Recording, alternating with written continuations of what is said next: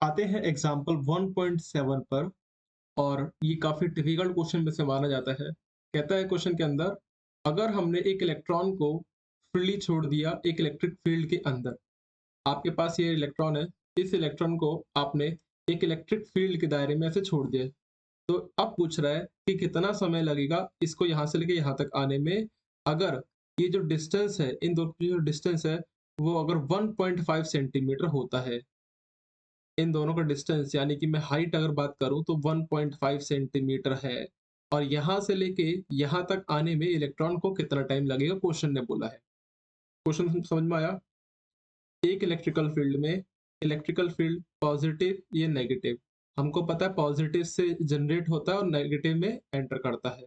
तो जो इलेक्ट्रॉन होगा वो नेगेटिव चार्ज होता है, ठीक है। वो किधर की तरफ मूव करेगा? पॉजिटिव की तरफ। जैसे कि हमने पढ़ा था कि अगर एक चार्ज प्लस क्यू है और यहाँ पर एक चार्ज प्लस क्यू है तो रिपल्शन होगा। तो ये प्लस क्यू चार्ज क्या एक प्रोटॉन हो सकता है, रिपल रिपेल करेगा। बट अगर इसी की जगह एक इलेक्ट्रॉन ले लिएगा तो क्या करेगा? अट्रैक्ट करेगा। सिमिलर वे में एक इलेक्ट्रिकल यूनिफॉर्म इलेक्ट्रिकल फील्ड है, यूनिफॉर्म मतलब हर जगह बराबर है। कहा गया electron fall through a distance of 1.5 centimetre in a uniform electric field of magnitude, जिसका आपको मैग्नीट्यूड दे रखा है 2 × 10⁴ न्यूटन पर कूलम। फिर आगे बोलता है आपसे the direction of the field is reverse keeping its magnitude unchanged and a proton fall through the same distance. तो अगर इलेक्ट्रॉन को यहाँ से लेके यहाँ तक आने में कितना समय लगेगा वो बताना है। क्वेश्चन समझ में आया कि नहीं? क्वेश्चन क्या था? अगर हमने एक इलेक्ट्रॉन को एक इलेक्ट्रिकल फील्ड में रखा तो 1.5 सेंटीमीटर के दायरे में कितना समय लगेगा, यानी कि यहाँ से लेके यहाँ तक मूव करने के लिए इसको कितना टाइम लगेगा वो बताना है। इस इलेक्ट्रॉन को नेगेटिव से पॉजिटिव देखो, नेगेटिव तो ये खुद के इलेक्ट्रॉन का दायरा है, और ये पॉजिटिव यानी कि सोर्स चार्ज के द्वारा होगा। तो यहाँ से लेके यहाँ तक आने में कितना समय लगेगा वो बताना है। क्वेश्चन कॉन्सेप्ट क्लियर हुआ कि नहीं हुआ? अब हमको बेसिकली निकालना है, टाइम निकालना है। तो आप एक चीज सोचो, यहाँ टाइम का कॉन्सेप्ट है, टाइम का कॉन्सेप्ट है, टाइम है, ठीक है। ये एक्सेलरेट करेगा। अब टाइम के रिगार्डिंग देखो, हमने अभी इस इलेक्ट्रोस्टैटिक में फॉर्मूला क्या क्या पढ़ा है। सबसे पहले जानते हैं, हमने फोर्स का फॉर्मूला सीख लिया है, ठीक है। फोर्स का फॉर्मूला सीख लिया है। एक इलेक्ट्रिकल फील्ड का भी फॉर्मूला देख लिया बेटा। वो क्या होता है? इलेक्ट्रिकल फील्ड को सी के रिगार्डिंग एफ अपॉन में क्यू होता है, ये फॉर्मूला होता है। तो इससे हमने एक चीज देखा, इलेक्ट्रिकल फील्ड हमको पता है, चार्ज हमको पता है, ये चीज पता है, ये चीज पता है। फोर्स नहीं पता कि कितनी तेजी से फोर्स लगेगा। फोर्स को याद करो, तो फोर्स होता क्या है? फोर्स का कॉन्सेप्ट कहाँ से आया? तो वहां से थोड़ा बहुत कॉन्सेप्ट अगर दिमाग मारो तो हम कर लेंगे। तो बेटा जी, आप सेकंड इक्वेशन ऑफ मोशन थोड़ा याद है आपको? Second equation of motion, second equation of motion वो क्या होता है? F is equal to u t plus half a t square हो रहा है। तो एफ की जगह हम लिख देंगे एच, वो डिस्टेंस जो है h is equal to u t plus का हाफ ए टी का स्क्वायर। बात ध्यान समझिएगा, s is equal to what? U t plus half a t का स्क्वायर। ये फॉर्मूला देखना कैसे इंटर रिगार्डिंग करेगा। इनिशियली इनिशियली इलेक्ट्रॉन के पास जब वो मूव करेगा, इनिशियली तो जीरो स्पीड पे होगा, फिर बाद में यहां पर आता है बहुत तेजी से स्पीड में आ जाएगा ना। तो इनिशियली यहां पर लिख सकता हूं मैं, इनिशियली क्या होगा बेटा कि जो u कितना होगा हमारा? जीरो। तो h क्या हो जाएगा बेटा? हाफ ए टी का square. Got it the point और नॉट? हाफ ए टी का स्क्वायर। अब यहां से देखना, इस टू के मल्टीप्लाई इधर करेंगे, two into h is equal to a t का स्क्वायर। और क्योंकि हमारा u जीरो है तो इसको पूरे को जीरो बना दिया, तो h क्या बचा हमारा? हाफ ए टी का स्क्वायर। अब एक काम करते हैं, हमको क्या निकालना है? टाइम पीरियड निकालना है। क्या बोला है क्वेश्चन ने कहा टाइम पीरियड निकालो भैया, इलेक्ट्रॉन को यहाँ से लेके यहाँ तक आने में कितना समय लगेगा, क्वेश्चन ने इतना बोला है। तो 2h और एस रिलेशन जाएगा नीचे, is equal to t square. यहाँ पर क्या लिखूंगा मैं? स्क्वायर लिखूंगा। अगर स्क्वायर लिखना है तो स्क्वायर अगर इधर जाएगा तो क्या हो जाएगा? रूट में तब्दील हो जाएगा। तो अब समझ में आया कि फॉर्मूला बना तो बना कैसे, ठीक है। यहाँ तो कॉन्सेप्ट क्लियर हुआ कि नहीं हुआ बेटा बताओ? क्लियर है ना यहाँ तक कॉन्सेप्ट? अब ये एसिलेशन किसका है? एक इलेक्ट्रॉन का है, तो इलेक्ट्रॉन का एसिलेशन ऐसे लिख देंगे। अभी हमने सीखा था कि हमें कह रहा था कि जो इलेक्ट्रिकल फील्ड है क्या होता है, एफ अपॉन में क्यू होता है, यस या नो? तो इलेक्ट्रिकल फोर्स को हम ऐसे लिख सकते हैं f upon f into q is equal to force, है ना? इलेक्ट्रिकल फील्ड का हमने फॉर्मूला सीखा है। जो फोर्स होता है वो क्या होता है, मास इंटू एक्सेलरेशन होता है कि नहीं होता? थोड़ा याद करो, फोर्स क्या होता है बेटा? Mass into acceleration, mass into acceleration. अब हमको क्या है, अगर मैं एक्सेलरेशन देखूं, ई अपॉन में क्यू इक्वल्स टू एक्सेलरेशन, ये मास का जाएगा नीचे चला जाएगा, तो यानी कि एक्सेलरेशन। अब देखो आप यहाँ पर हमको 2 इंटू एच हाइट पता है, हमको क्या निकालना है, time of an electron, electron कितने समय में लगेगा वो बताना है। तो टाइम ऑफ एन इलेक्ट्रॉन निकालने के लिए हमारे पास हाइट पता है, एक्सेलरेशन ऑफ इलेक्ट्रॉन पता है नहीं पता है, तो उसको कैसे निकालेंगे वो चीज देखते हैं। तो एक्सेलरेशन ऑफ इलेक्ट्रॉन क्या होगा, ई क्यू अपॉन में मास ऑफ इलेक्ट्रॉन। देखो आपको इलेक्ट्रिकल फील्ड पता है, हाँ पता है, क्यू पता है, हाँ पता है, मास ऑफ इलेक्ट्रॉन पता है, यानी कि हम ए को रिप्लेस कर देंगे पूरे इसकी इसकी जगह। तो हमने जैसे ही रिप्लेस करा बेटा, तो क्या आएगा, 2h अपॉन में एक एक्सेलरेशन ई क्यू, और नीचे क्या आएगा बेटा, नीचे ए एम उतरेगा और एम कहाँ जाएगा, ऊपर चला जाएगा। तो mass of electron is equal to time period, time of electron आ गया। तो कॉन्सेप्ट आया कि नहीं आया, 2h m अपॉन में इलेक्ट्रॉन ई इंटू क्यू। तो आगे देखें, तो अगर मेरे को टाइम ऑफ एन इलेक्ट्रॉन निकालना है तो क्या होगा बेटा, टाइम ऑफ इलेक्ट्रॉन मेरे को निकालना है 2 into H mass of electron upon में, मास ऑफ इलेक्ट्रॉन अपॉन में electrical field into Q. Got it the point और नॉट? ये बस समझ में आया कि नहीं आया? अब सिंपल सा फॉर्मूला रखो, अब कैलकुलेशन कितने आसान तरीके से करवाऊंगा वो चीज देखना, बहुत प्यार से आपको आएगा। ऐसा नहीं कि टिपिकल सॉल्यूशन क्या होता है, जनरली यूट्यूब पे क्या करता है कि आपको टिपिकल सॉल्यूशन दे देते हैं, भैया इसका आंसर ये आएगा, बट हम एज अ स्टूडेंट हमको नहीं पता कि सॉल्यूशन शॉर्ट ट्रिक के तरीके से कैसे करा जाता है। तो यहाँ पर देखो 2, अब हाइट ऑफ द, देखो हाइट पता है हमको, हाइट क्या दे रखा है 1.5 सेंटीमीटर है। तो याद याद करो 1.5, यहाँ पर मेरे को सेंटीमीटर लिखना है, सेंटीमीटर को हटा के मुझे मीटर में कन्वर्ट करना होगा, क्योंकि लेंथ की स्टैंडर्ड यूनिट मीटर होती है। क्या बोल रहा हूँ, लेंथ की स्टैंडर्ड यूनिट मीटर होती है। तो यहाँ पर मीटर में कन्वर्ट करूँ, माइनस का 2, मास ऑफ इलेक्ट्रॉन, इलेक्ट्रॉन का अगर मास की बात करूं तो मास ऑफ इलेक्ट्रॉन कितना दिया था बेटा हमको, 9.11 10 की पावर माइनस 31, व्हाट, 9.11 10 की पावर माइनस 31 अपॉन में इलेक्ट्रिकल फील्ड की बात करूं तो इलेक्ट्रिकल फील्ड कितना है, 2 इंटू 10 की पावर 4, 2 इंटू 10 की पावर 4। चार्ज की बात करें तो चार्ज कितना है, 1.6 10 की पावर माइनस 19। यहाँ तक कॉन्सेप्ट आया कि नहीं आया बेटा बताइए? ठीक है, अब कैलकुलेशन बहुत आसान है। यहाँ पर कैलकुलेशन आपको डायरेक्ट लिखना है, जो भी सॉल्यूशन आएगा वो डायरेक्ट लिखना है, सेकंड मान से लिख के छोड़ देना। बट मैं एक रफली कैलकुलेशन बता रहा हूँ, इसके बीच का कैलकुलेशन कैसे होगा वो आप पीछे रफ पेपर पे कर सकते हो। जो अभी मैं कैलकुलेशन करूंगा वो आपको रफ पेपर पे करना होगा, या back side of the paper पे करना होगा, क्योंकि मैं एस्टिमेट आंसर दूंगा इसका। तो 2 से 2 कटा, हाँ है ना? अब 1.5 और 1.6 ये लगभग एक दूसरे को काट देगा, बट देखो 1.5 है और 1.6 है, ऊपर छोटा नंबर नीचे बड़ा नंबर है, तो जाहिर से तो पॉइंट में आंसर आएगा। इसका आंसर कहीं ना कहीं 0.9 के लमसम में आएगा, क्योंकि अगर 1.6 ऊपर भी होता नीचे भी होता कैंसिल आउट होकर बना जाता, बट थोड़ा छोटा नंबर है तो 1 से छोटा होगा, यानी कि 0.9। मैं अप्रॉक्स में आंसर बता रहा हूँ, अभी हम इसको पूरा कैंसिल आउट कट कर मानेंगे। तो आंसर किस में आया, 9 आया, या 9.11। तो देखो अगर 0.9 की मल्टीप्लाई 9.11 में करोगे तो ये लगभग 9 से छोटा हो जाएगा, क्योंकि हम अगर एक की 9.11 की मल्टीप्लाई अगर मैं एक में करता हूँ तो 9 ही 9.1 में नहीं आएगा। अगर इससे छोटे नंबर से मल्टीप्लाई करूंगा तो ये भी तो छोटा ही होगा। आया कि नहीं आया? तो ये नंबर 9.11 से थोड़ा सा छोटा हो जाएगा। तो देखो 9 का, अब ऊपर क्या लिखा है, अंडर रूट, तो 9 से छोटा, चलो अभी तो 9 ही मान ले रहा हूँ, 9.11 की जगह मैं 9 मान लेता हूँ अभी। तो 9 का परफेक्ट स्क्वायर क्या होता है, 3 होता है, तो यहाँ पर क्या लिख दूंगा, 3। कॉन्सेप्ट है, मैं इसको 3 ना लिख के मैं 2.9 लिखूंगा, क्योंकि एनसीईआरटी ने 2.9 दे रखा है, बट अभी मैं आपके कंसिडर के लिए 3 लिखवा रहा हूँ।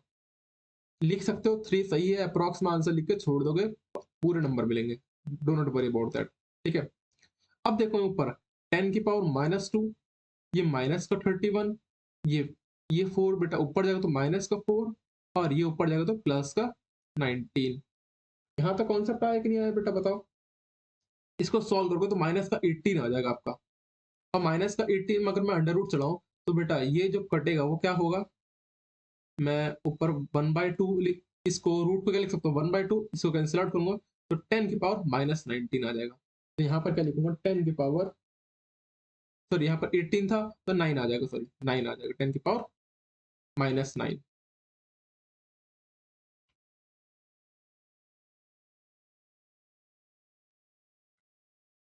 यहाँ तक कॉन्सेप्ट क्लियर हुआ कि नहीं हुआ।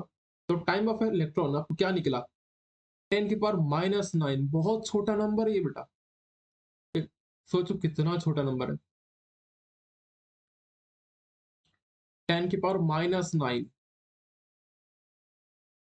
मैं एक सेकंड की बात नहीं कर रहा हूँ, एक सेकंड में ये होगा 100 करोड़ हिस्सा।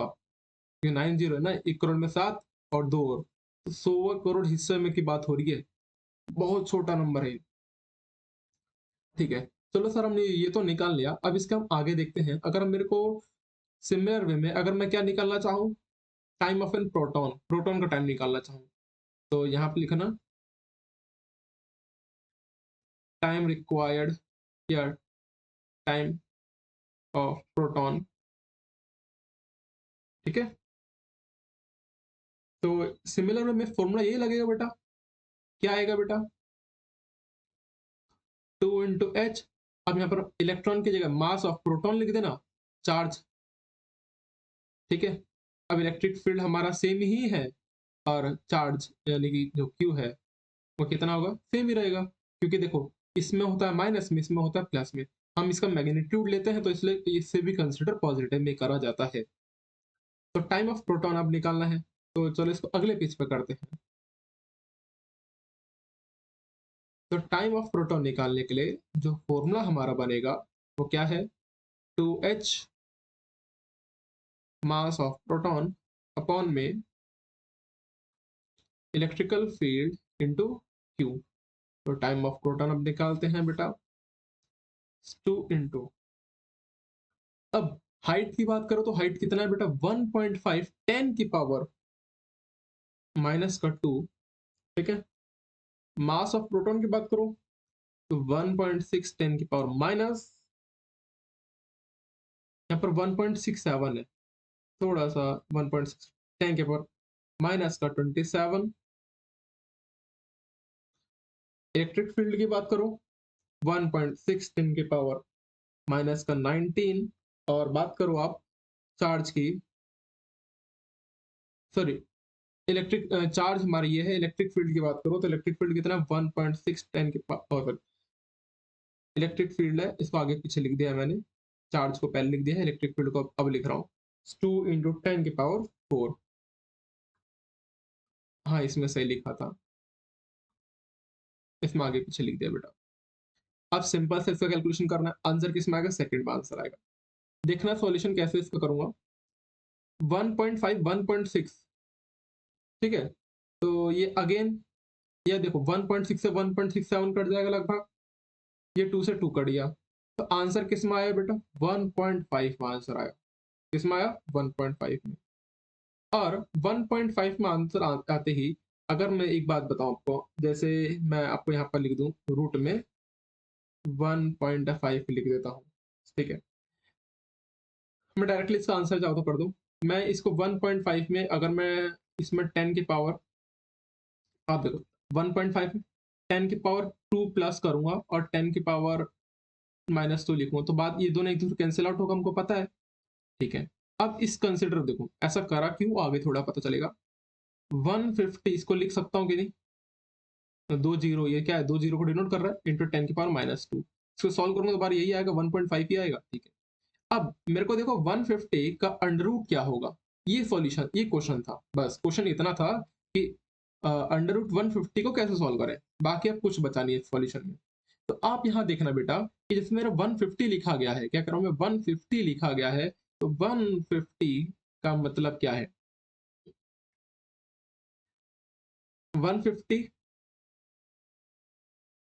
12 का स्क्वायर क्या होता है, 144 होता है कि नहीं होता है।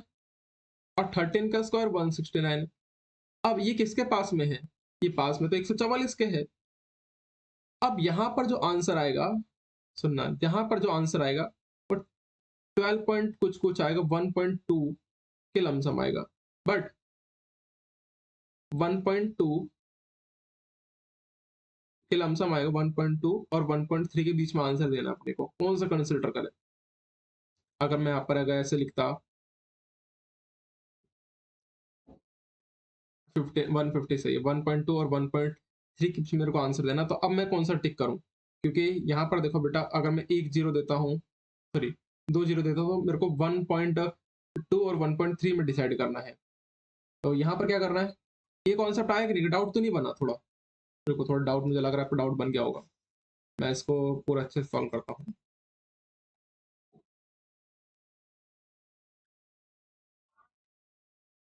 इधर ध्यान दो बेटा,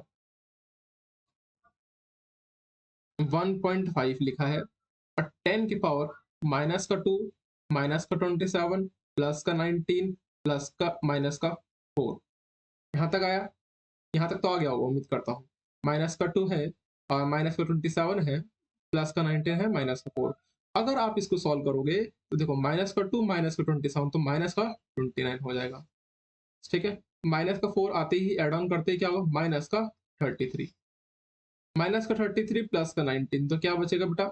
माइनस का 14, सॉरी माइनस का 14 बच जाएगा। तो यहाँ पर लिखना होगा 1.5 10 की पावर माइनस का 14 अंडर रूट में। क्लियर है कि नहीं? टी टाइम ऑफ प्रोटॉन क्या होगा? 1.5 10 की पावर माइनस 14। अब इतना सेकंड आंसर। अब इसको आंसर में लिखना कैसे है वो चीज देखो। अगर मैं इसमें बेटा 2 जीरो को मल्टीप्लाई कर देता हूँ, जब इसको इधर से इरेज करता हूँ, मैं अगर इसमें बेटा 150 लिखूं इसको, और फिर इसको दो जी पॉइंट यहाँ से इधर खिसका दिए दो के बाद, तो मेरे को क्या करना पड़ेगा यहाँ पर?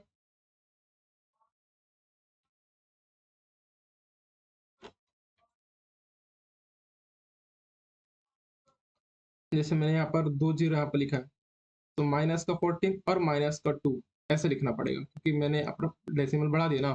तो time of proton is equals to, अब 150 का किसके बीच में आएगा? 1.2 के बीच में आएगा। ठीक है, फिर 150 का अगर 12 पॉइंट कुछ के बीच में आएगा, तो मैं अभी 13 लिख रहा हूँ इसको। क्यों? अभी समझाऊंगा मैं। इसको आंसर में 13 लिख दे रहा हूँ। 13 इंटू 10 की पावर माइनस का 16 होगा, और माइनस 16 क्या लिखूंगा? उसका हाफ करूं तो माइनस का 8। अब ये जो मेरा आंसर है, एक डेसिमल इधर किसका है? तो 1.3 10 की पावर माइनस का 8, ये मेरा टाइम आ जाएगा। अब सर आप कह रहे थे ये तो 144 जो है वो तो 150 के पास, आपने ये 169 के पास क्यों लिखा गया? क्योंकि आप इधर कंसिडर करना कि ऊपर बड़ा नंबर है, तो यहाँ पर क्या होगा? 1.5 के आगे भी कंसिडर होगा, क्योंकि ये ऊपर बड़ा नंबर है। 1.6 को हमने 1.67 से कैंसिल आउट करा था, तो यहाँ पर बड़ा नंबर आएगा, और बड़े नंबर की मल्टीप्लाई में करो तो ये भी बड़ा हो जाएगा। तो क्या हो जाएगा कि 1.5 से ये ऊपर नंबर कंसिडर होगा, 1.5 जब ऊपर कंसिडर होगा तो 13 के मेरे को पास लिखना पड़ेगा। आया कि नहीं कंसिडर? अब क्वेश्चन ने बोला है टाइम ऑफ प्रोटॉन आपने निकाल लिया, एक प्रोटॉन को यहाँ से लेके यहाँ तक जाने में कितना समय लगेगा आपने बता दिया। अब क्वेश्चन ने पूछा है कि अगर मैं इसको ग्रेविटी में ऐसे छोड़ दूं तो कितना समय लगेगा?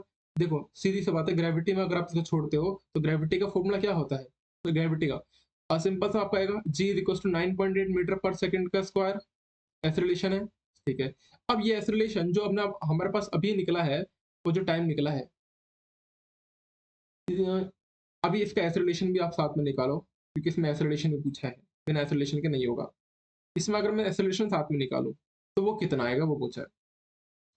तो एक्सेलरेशन का अभी हमने देखा है, अगर मैं एक्सेलरेशन ऑफ प्रोटॉन निकालूं, एक्सेलरेशन ऑफ प्रोटॉन, तो क्या फॉर्मूला होगा बेटा?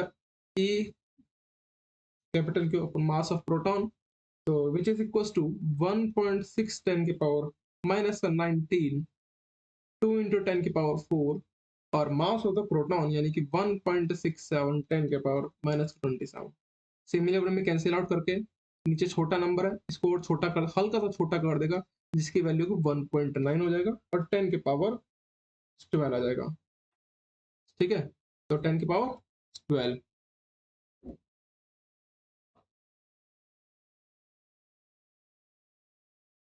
मीटर पर सेकंड का स्क्वायर।